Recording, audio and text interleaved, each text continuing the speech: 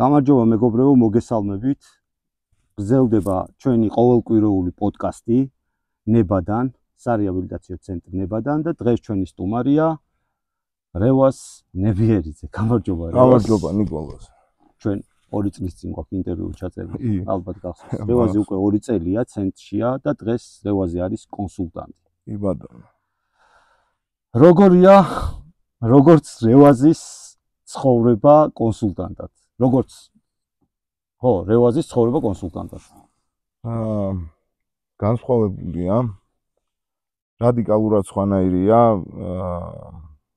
2 წლის წინანდელ ცხოვრებაზე რა. ყველაფერი ძალიან ბევრი რამე შეიცვალა ჩემს ცხოვრებაში. მთლიანად ჩემი ცხოვრება შეიცვალა, ასე რომ ვთქვათ რა. საერთოდ სხვა ადამიანი ვარ და ვერც კი წარმოვიდგენდი თუ ესე წავიდოდა ჩემი ცხოვრება რა. 2 წლის წინ როგორ ფიქრობ? 2 წლის წინ, კი. 2 წლის წინ რამდენი ხნით ამოხვედი შენ ცენტრში? 45 დღით ამოვედი 2 წლის წინ. და აქ ვარ დღემდე. 3 თვის ამოსული იყავი, როცა ჩავწერეთ პირველი ინტერვიუ შენთან და მაშინ მითხარი, რომ ძალიან მიხარიაო და ძალიან ბედნიერი ვარო ყოველი დღის გათენებითო.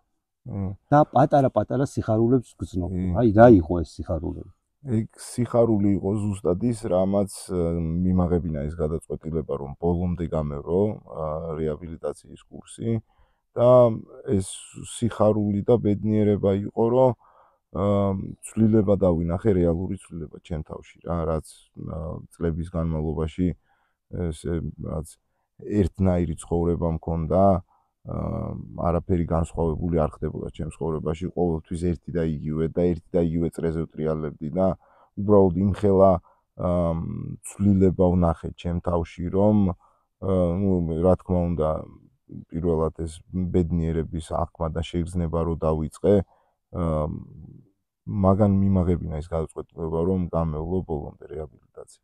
თორე თავიდან ძალიან ისე სკეპტიკურად უყურებდი ამ ყველაფერს, მაინც ასე რომ ვთქვათ არ მჯეროდა, მაგრამ აი ბოლო გაჩერება იყო ჩემთვის რა, იმდენჯერ ვცადე უბრალოდ დამოკიდებულების დამარცხება, რომ ერთხელაც აი ეს ბოლო ადგილი იყო, სადაც უნდა მეცადა, რომ იქნება დავრჩენილიყავი ფხიზელი და მიმეხზია ამისთვის. იმიტომ რომ აი 15 ჯერ დავანებე მოხმარებას თავი და მე-16-ად დავიწყე და უკვე აი გადაწურული მქონდა იმედები და ეს მანდედან მოდიოდა ეს სკეპტიკურობაც, რომ აი მიშველის არ მიშველის შეცვლის რამეს რეალურად, მაგრამ აი 3 თვის თავზე უკვე იმდენად ბედნიერი და კმაყოფილი ვიყავი ჩემი თავით, რომ მივხვდი, რომ ძალიან დიდი ცვლილება მოხდა ჩემში. რა თქმა უნდა, უკვე ვეღარ გავექცეოდი სიმართლეს, გაქრა ეს სკეპტიკურობა და ეჭვები და ყველაფერი და სრული ნდობა მოვიპოვე ცენტრის მიმართ და რა თქმა უნდა, პირველ რიგში ჩემი თავის მიმართაც. ახლა როგორც კონსულტანტი გადიხარ, ზუსტად ყოველდღიურად გადიხარ ხოლმე რეაბილიტანტებთან იმ გზას, რასაც გადიოდი. აი ეს რა შეგრძნება? ყველაზე ძალიან მაგარი შეგრძნება არის. ზუსტად ეგ არის რის გამომაც, რატომაც აქ ვარ, იმიტომ რომ მინდა რომ ეს ყველაფერი რაც მე შევიგრძენი, რაც მე გავიარე და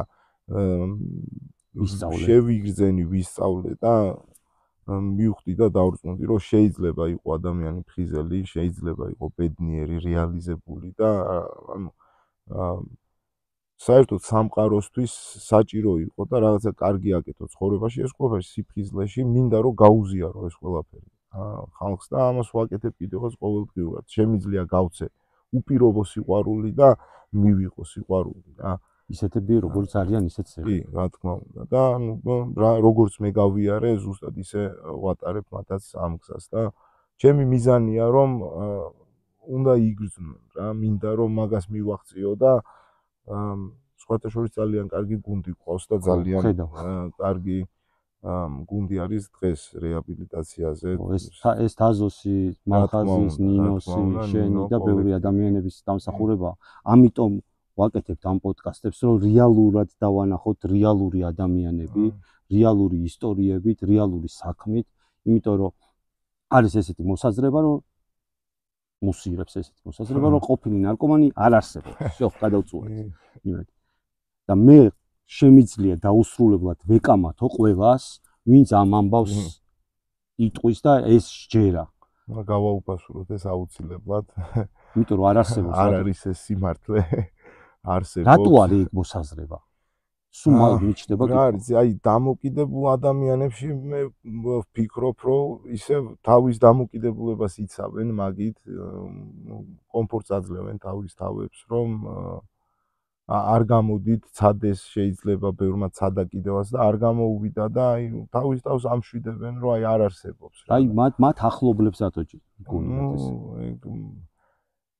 ერთ მხრივ შეიძლება იყოს, იმიტომ რომ ეს ხა საქართველოში რეაბილიტაცია ახალი ხილია. წლების წინ არ იყო და რთული იყო, ძალიან რთული იყო დამოკიდებულების დაძლევა და რეალურად ძალიან რთულია რა, ეხა წეგანაც ვთქვი, რომ 15 ჯერ მქონდა მცდელობა და მე-16 დავიწყე და უბრალოდ ვერ მოვახერხე და აი რეაბილიტაცია რომ არ გამემგო, დღესაც მანდ ვიქნებოდი. რა გტკიოდა რევას? მტკიოდა, ბოლო წლები არაფერი აღარ მტკიოდა საერთოდ, არც მქონდა შეგრძნებები და ყველაფერი დამოკიდებულება ჰქონდა.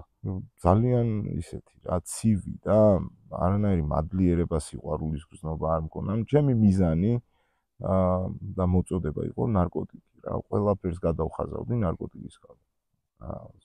შვილი, ცოლი, დედა, არაფერი დამოკიდებულება როგორი იყო შენს მიმართ? ძალიან თბილი, მზრუნველი, ძალიან დიდ სიყვარულს მაძლევდნენ და ავლენდნენ ჩემს მიმართ რა და რაღაც მომენტში მაგანაც გააჭინაურა ჩემი სიფხიზლე რა, იმიტომ რომ ცოტა მკაცრად რომ მომდგომოდნენ და ნაკლები ზრუნვა გინდაც ფინანსურად და გინდაც ემოციურად გამოევლინათ, დღეს 2 წლის ფხიზელი არ ვიქნებოდი 8 წლის ფხიზელი მაგალითად.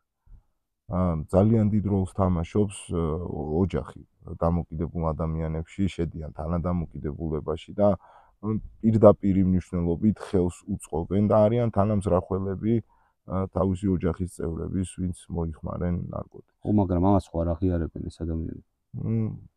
არ აღიარებენ, ზოგი შეიძლება აღიარებს კიდევაც, მაგრამ რთულია, ეს არის ძალიან მტკივნეული ამ ყველაფრის მიღება და გაანალიზება. იმიტომ რომ მეც მყავს შვილები და ვიცი რა გრძნობა არის, რა არის სიყვარული შვილის, მადლობა სიფხიზლეს, რომ დღესდღეობით მე ამას ვგრძნობ და არ იციან, იცი აი სხვანაირად არც იციან როგორ მოიქცნენ, არ ყავთ ვინმე ადამიანი რომ დაარიგოს და რჩევა მიცეს და უთხრას რომ აი იცით რა უნდა გადაუკეთოთ, რა მოდი არ მიცეთ სიგარეტის ფული, ზრდას ვიყოთ ეს ადამიანები, ჩვენ ხო ამას ვიმსახურებთ. კი, რა თქმა უნდა. ეგეც დადგა ჩემ ცხოვრებაში, რომ დასული ადამიანი ხარ, კაცი ხარ და მიხედე შენ თავს რა, უკვე მგონი სირცხვილია, რომ დედას არ თმიო ფული ესეთი ელემენტარული რაღაცეებისთვის რა. უნდა გადადგას ოჯახმა ეს ნაბიჯი რა. ამის გარეშე უბრალოდ აჭინაურებენ მათ სიფხიზლეს და გამოფხიზლებას. და მაინც რაღაცების იმედად არიან, იქნებ და საბოლოო ჯამში ეს იქნებ არასოდეს არ იქნება. აი ჯერათ რა, მეც სახეზე ესე მიყურებდნენ რა დღეშიც ვიყავი და მაინც რო პირდებოდი, რომ აი всё ბოლო არის და ახარ ვიკაიფებ და ასე შემდეგ, ჯერათ რა, ჯეროდათ და უფრო ადვილია რომ ეს ყველაფერი დაიჯერო, ვიდრე არ დაიჯერო. მადლობა რევას გულწრფელი ინტერვიუსთვის და შემდეგ ცოტა ხნის შემდეგ მოდი გავაგრძელოთ აუცილებლად. ნახოთ როგორი იქნება რევაზის აზრი. დიდი მადლობა ყველას, ვინც გვიყურებდით. დიდი მადლობა რომ აგვიტანეთ. მაგრამ ეს ძალიან რთული თემაა და არ დავასრულებთ არასოდეს ამაზე ლაპარაკს, სანამ შედეგს არ დავდებ. რა თქმა უნდა. მადლობა რევას. მადლობა.